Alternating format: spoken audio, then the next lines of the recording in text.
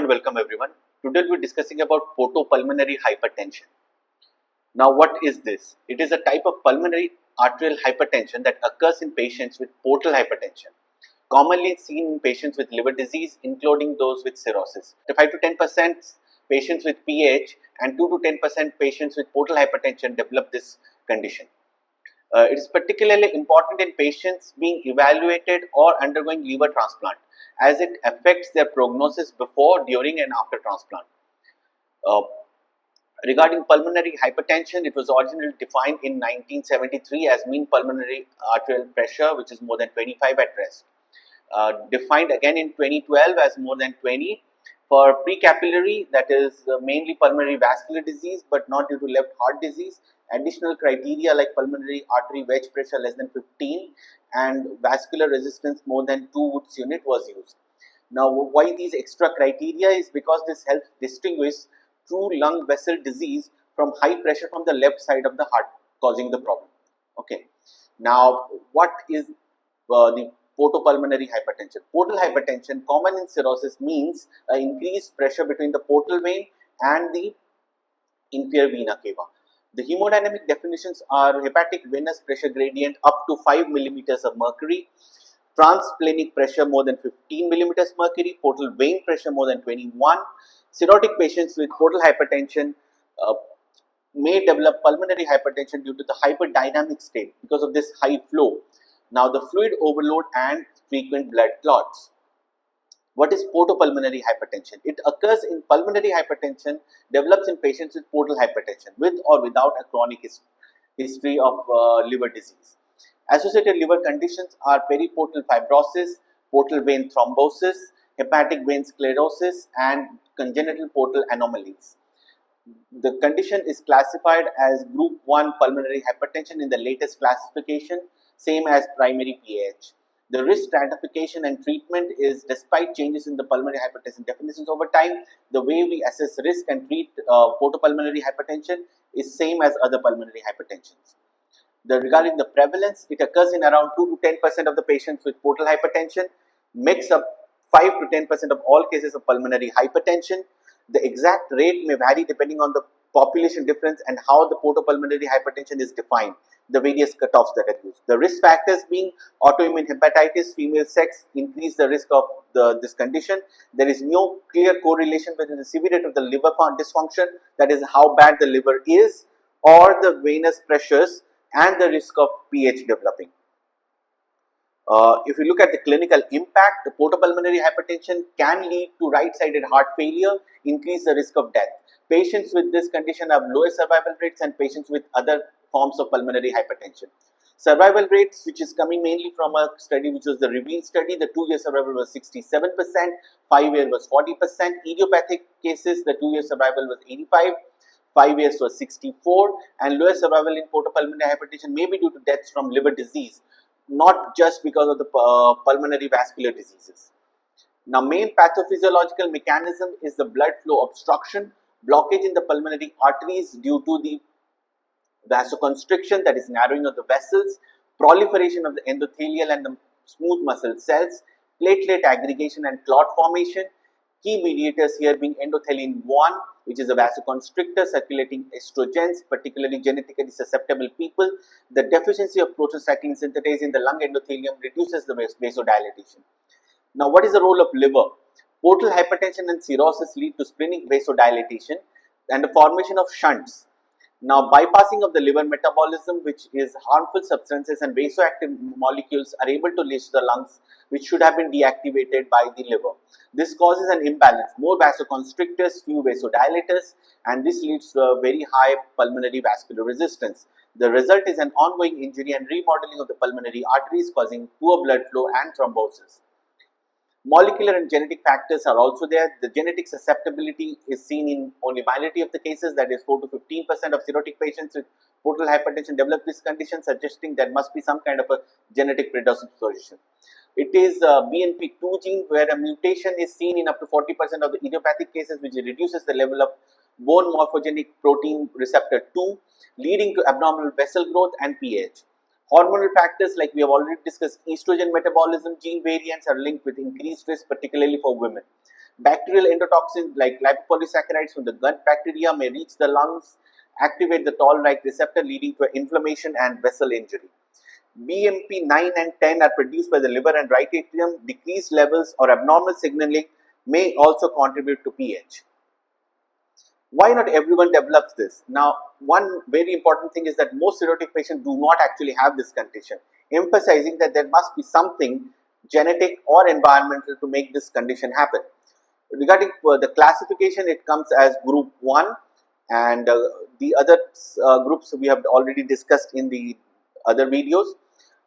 Regarding the risk factors, no direct link between the severity and the POH developing. Autoimmune disorder, estradiol levels, splenectomy and female sex are important risk factors. Symptoms often mild and non-specific at first, but can mimic heart, lung, liver conditions. As this condition worsens, existential dyspnea is nearly always present. Always consider hepatopulmonary syndrome in liver disease patients with unexplained dyspnea. How do we diagnose this? Portal hypertension is defined as hepatic venous pressure gradient of more than 10. Signs of imaging like collateral circulation, splenomegaly, endoscopy you will find varices. Non-invasive assessment like liver elastography where more than 25 kilopascal may suggest significant portal hypertension. Physical and other clinical findings can resemble other forms of PH. The signs are loud and abnormal second heart sound, right heart findings like S3, displaced apex, murmurs, jugular venous distension, ascites and edema. Other symptoms are chest pain, palpitation, dizziness and near fainting. You can find a low oxygen saturation which is very common. Chest X-ray may show enlarged heart and pulmonary arteries. Pulmonary function test may show reduced diffusion. Lower exercise capacity, that is reduced 6-minute walk test. Right heart strain features can also be seen, like right atrial enlargement, right ventricular hypertrophy, right axis deviation, bundle branch block. A comparison to idiopathic pulmonary hypertension, the REVEAL trial, the portopulmonary hypertension, less existential dyspnea, but more fatigue, edema and abdominal distension is seen than the familial PH. Screening transthoracic echo, first line non-invasive, is very sensitive and specific. Now, once you have done the transthoracic echo in all patients with dyspnea and all transplant patients, this must be done. Measure the tricuspid regurgitation velocity to estimate the right ventricular systolic pressure. High probability of PH if the velocity is more than 3.4. Right heart catheterization is the gold standard, but may or may not be required. But if you are ambiguity, please go for it. Severity mild is 20 to 35, that is the mean pulmonary artery pressure. Moderate is 35 to 45, and severe is more than 45. Regarding screening cutoffs, we have various societies have various guidelines. The ASSLD guidelines shows that RSVP more than 45 and or echo evidence of pulmonary hypertension, which is by dilated pulmonary artery or right atrial diastolic dysfunction. The European Respiratory says RSVP more than 50 is the cutoff. RSVP more than 35, likely if the pulmonary artery pressure mean is more than 25. RSV less than 20 means it rules out basically portopulmonary hypertension. Other important diagnostic points are exclude other points of pulmonary hypertension. RHC also important to distinguish portopulmonary hypertension from high output stage due to anemia, shunts and hypothyroidism, and which are also commonly present with liver diseases. Careful fluid management is critical for patients with risk of kidney injury. Reassess pulmonary hemodynamics every 12 months in liver transplant cases. Now, how do you evaluate? If a cirrhotic patient is coming to you with new and worsening breathlessness, assess for signs of first portal hypertension. If you find signs of portal hypertension, then do an echo. Screen for pulmonary hypertension. If the pressures and measurements show that there is a signs of pulmonary hypertension, then refer for catheterization. Classify based on the findings. Repeat hemodynamic assessment every year if the patient is awaiting liver transplant. Now, treatment options, there are three main components here: general measures, the supportive treatment and specific pulmonary artery hypertension. General measures are avoid pregnancy due to high risk of PH and portopulmonary hypertension, vaccination, annual influenza pneumococcal vaccine, monitor routinely for complications of portal hypertension and PH with right heart failure. Supportive treatment is anticoagulation. You do that because anticoagulation is not recommended. No proven survival benefit, and ILTS guidelines advise against any routine usage. Oxygen therapy indicate oxygen only if the saturation is less than 89. Diuretics used for managing the fluid overload both for portal hypertension and pulmonary hypertension. Avoid the drugs that is beta blockers, which is common for portal hypertension, which can worsen the right heart failure, and you also have to avoid calcium channel blockers. Specific treatment is to lower the mean pulmonary artery pressure and the pulmonary vascular resistance. You can do that by the prostanoids, that is reserved for severe WHO class 4 and non-low risk pulmonary and portal hypertension. Example is estaproterenol, which improves the hemodynamics, exercise tolerance and functional status. The sildenafil and the treprostinil combination can be used to improve the pressures and exercise tolerance. Inhaled therapies can improve survival. You can use it as a bridge therapy for liver transplant. Endothelin receptor antagonists, they are used in moderate cases as monotherapy or combination, that is the bosentan and the other things. Ambicetran is selective for only A receptor. Mesentetan is the best evidence as of now from the Portico trial, which is safe in both moderate liver disease as well as in, but you have to avoid in severe liver dysfunction. Bosentan has regular liver function monitoring. Avoid if the liver enzymes are more than 3 times the upper limit. Ambicetran has good efficacy, no significant liver toxicity in the trial. Phosphodiesterase 5 inhibitors, that is sildenafil, improves the mean pulmonary artery pressure, pulmonary vascular resistance, and exercise performance. Often used alone or in combinations. Guanylyl cyclase stimulators, they are the riociguat, which improves the exercise tolerance, functional class, and is also tolerated in this particular condition. Monitor the drug safety, especially the liver condition if you are using the ERAs. Combination therapy to be considered in advanced cases. Reassess therapy regularly to check response of the functional test, the transthoracic echo and the right heart catheterization. Liver transplant to be considered in select group of patients.